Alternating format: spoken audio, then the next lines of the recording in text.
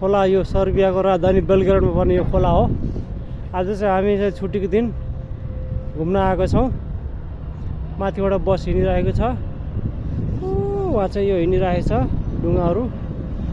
हेर्नुहोस् भाइ चाहिँ हिँड्दा हिँड्दा थकाइ लाएर अहिले। भाइ कस्तो लागिरहेको छ सर्बिया? सर्बिया ठिक छ, तर पनि यसो काम चाहिँ सोचे जस्तो चाहिँ हुँदैन है। घुम्न लागि कति पैसा तिरेर आउनु भएको छ? म त त्यस्तै 9-10 लाख तिरेर आएको। यस्तो महँगो पऱ्यो नि। अब यहाँ कामहरू त्यस्तै छ। जाडो चाहिँ बेसरी जाडो यो गर्मी महिना यस्तो जाडो छ होइन, यस्तो चिसो मौसम रहेछ। काम चाहिँ अलिकति है सोचेर आउनु होला, काम चाहिँ गाह्रो हुन्छ, सोचे जस्तो हुँदैन। एजेन्टलाई कति पैसासम्म दिएर आउँदा ठिक हुन्छ होला? एजेन्टलाई त्यही 7 म्याक्सिमम् 7 त्योभन्दा बढी बढी नदिनु होला भन्न चाहनुहुन्छ। ल हस् त, धन्यवाद। ओके दाइ ल।